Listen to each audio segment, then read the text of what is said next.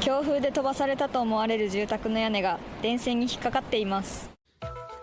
午後1時ごろ、札幌豊平区月寒東2条13丁目付近の電線に屋根の一部が複数引っかかっているのが見つかりました。